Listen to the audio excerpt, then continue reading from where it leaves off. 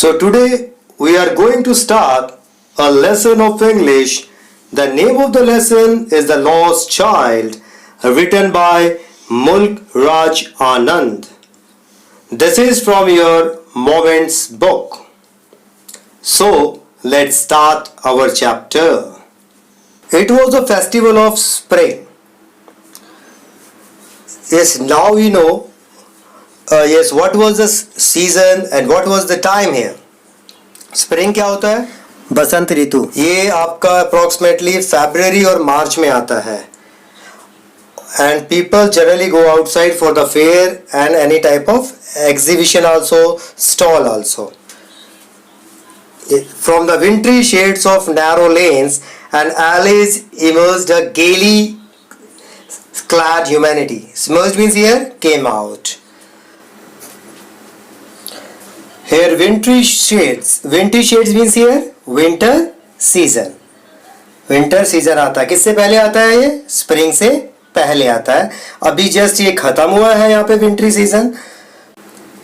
यहाँ पर राइटर बोल रहे हैं जैसे कि ठंड के मौसम में जो लोग हैं वो अपने घरों में बंद रहते हैं और अब क्या है वो स्प्रिंग का सीजन आ चुका है तो इसलिए सब लोग खुश होके अब घर से बाहर निकल रहे हैं.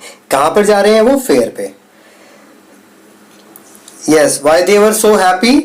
Yes, gaily means happily, clad means clothes. अब वो नए नए कपड़े पहनकर बाहर की तरफ निकल रहे हैं और वो कैसे जा रहे हैं? अलग अलग ट्रांसपोर्ट से जा रहे हैं, अलग अलग चीजों से वो जा रहे हैं. जैसे for example yes, some walked, some rode on horses, other sat being carried in bamboos and bullock carts. यानी कि कोई लोग जो है वो पैदल जा रहे हैं, वॉक करके जा रहे हैं, कोई जो है अपने हॉर्सेस के ऊपर जा रहे हैं और कुछ कैरिड इन बैम्बूज के ऊपर जा रहे हैं और कुछ बुला कार्ट्स के ऊपर भी जा रहे हैं. Now one little boy ran between his father's legs brimming over with life and laughter. What is the meaning here? Brimming over, to be so full of liquid that it's flow over the edge. जैसे कि आपके पास कोई जग है उसको आप पानी से भर देते हो, ठीक है, और इतना ज्यादा अगर उसमें और आप पानी भरते जाओगे तो वो पानी क्या होगा? वो बाहर निकल जाएगा. It's means overflow. That is brimming over. यानी कि वो खुशी से इतने ज्यादा खुश है इतने कि वो ओवरफ्लो हो सकता है. जैसे कि जग से पानी ओवरफ्लो होता है. That is brimming over means overflow. और वो life and laughter, with life and laughter. यहां पर जो है इस बच्चे के बारे में बात हो रही है. क्या बात हो रही है? यहां पर वो बच्चा जो है अपने पेरेंट्स के साथ lagged behind. What it's means? Was left behind. जैसे कि वो पीछे रह जाता था. पेरेंट्स के साथ आगे चलता था फेयर में और वो पीछे रह जाता था. Fascinated by means here attracted to. यानी कि वो वहां पर आसपास जो स्टॉल लगे हुए थे, कहां पर लगे हुए थे? फेयर में लगे हुए थे, जहां पर अलग अलग तरीके के स्टॉल्स थे जिसमें टॉयज थे. उससे वो फैसिनेट होता था, उससे वो अट्रैक्ट हो जाता था, ठीक है. और इसी वजह से वो shops that line the way, मतलब वो उनसे वो पीछे रह जाता था. He hurried towards his parents, his feet obedient to their call, his eyes still lingering on the receding toys.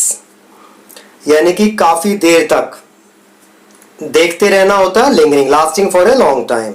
और receding means left behind as he walked ahead. यानी कि वो बार बार पीछे रह रहा था. क्यों रह रहा था? क्योंकि अभी yes his feet, यानी कि जो फादर का जो है अपने फादर का वो अभी भी वो कर रहा था, फॉलो कर रहा था. और उसकी जो आंखें थी वो टॉयज यानी कि पीछे जो है खिलौने की तरफ देख रही थी उसको अभी भी. यानी कि अभी भी वो पीछे टॉयज की तरफ देख रहा था, जैसे आप देख सकते हो इस पिक्चर में. Now as he came to where they had stopped to wait for him, he could not suppress the desire of his heart, even though he well knew the old cold stare of refusal in their eyes. अब यहां पर क्या है? Suppress means put to an end. और यहां पर जो cold है, without an feeling of affection, यानी कि बिना किसी affection के, बिना किसी feeling के, यानी कि उसको cold meaning है यहां पर. डेड के लिए कोल्ड का मीनिंग क्या है? Without any feeling, without any affection. अब वो अपनी जो उसके दिल में जो चीज थी, यानी कि जो वो उसको रोक नहीं पाता था। सप्रेस मीन्स जो उसके ऊपर प्रेशर था, एक तरीके से जो एक दबाव था कि मुझे ये चीज खरीदनी है, या वो उससे वो फैसिनेट हो रहा था, वो उससे अट्रैक्ट हो रहा था। लेकिन उसको पता था ओके कि उसके फादर मदर क्या है, उसके लिए कोल्ड है, यानी कि वो उसकी कोई फीलिंग नहीं है, कोई अफेक्शन नहीं है। वो उसको स्टेयर और रिफ्यूजल, यानी कि स्टेयर मतलब अगर मैं उनको पूछूंगा तो वो उसको मेरे को घूरेंगे, और रिफ्यूजल मतलब वो उसको मना कर देंगे, जो उसकी आंखों में मुझे नजर आ रहा था। I wanted a toy, he pleaded. Pleaded means here requested. तो यानी कि यहां पर उसने स्ट्रॉन्ग फीलिंग्स को अपने फादर मदर के आगे रिक्वेस्ट किया, यानी कि बोल दिया। His father looked at his right eye. और उसके फादर ने उसको एंगर से, गुस्से से उसको जो है देखा। In his familiar tyrant's way. Tyrants में a tyrant is a cruel and oppressive ruler. यानी कि एक ऐसे राजा के बारे में बताया गया जो काफी हर्ष है, गुस्से वाला राजा को बताया गया कि ऐसा एक राजा है जो काफी गुस्सा करता है। उसकी कंपैरिजन उसके फादर के साथ की गई है कि उसके फादर उसको इस तरीके से घूर रहे थे, इस तरीके से उसको गुस्सा कर रहे थे जैसे कि कोई tyrant Raja. His mother melted by the free spirit of the day was tender, and giving him her finger to hold, said, "Look, child, what is before you?" It was a flowering mustard field, pale like melting gold as it swept across miles and miles of even land. Melted means became tender and loving. Pale means here dull and colorless. यानी कि बच्चे की जो request है सुनकर उसकी जो mother है उसका दिल जो है काफी इमोशनली मेल्ट हो जाता है। लेकिन उसकी जो मदर है, जो उसकी मम्मी है, वो उसको बड़े प्यार से समझाती है कि ये देखो जो गोल्डन कलर की फील्ड है, यानी कि इसके अंदर पूरे कंप्लीट मस्टर्ड प्लांट्स दूर दूर तक लगे हुए हैं, जैसे आपने भी देखा होगा जिसको हम सरसों के खेत भी कहते हैं।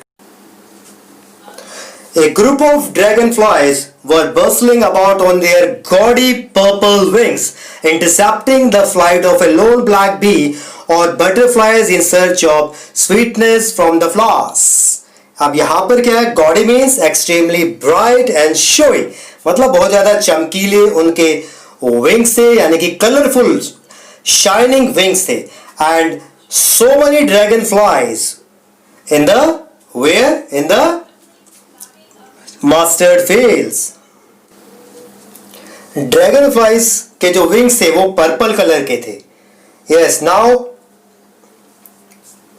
the child followed them in the air with his gaze. Gaze means here vision. Gaze means here vision.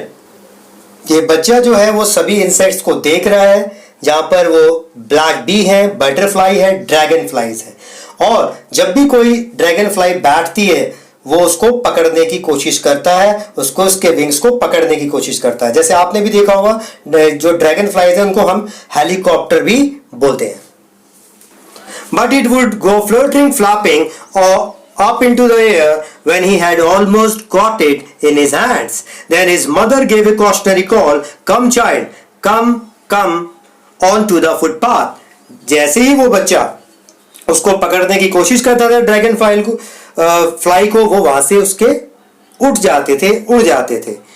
और कॉशनरी कॉल, अब उसकी मदर एक कॉशनरी कॉल करती है। What it's mean? किसी को चेतावनी भरी बात कर सकते हैं किसी भी चीज के लिए। अब उसकी मदर जो है उसको बुलाती है कि बेटा अब तुम फुटपाथ पर यहां से निकल कर आ जाओ।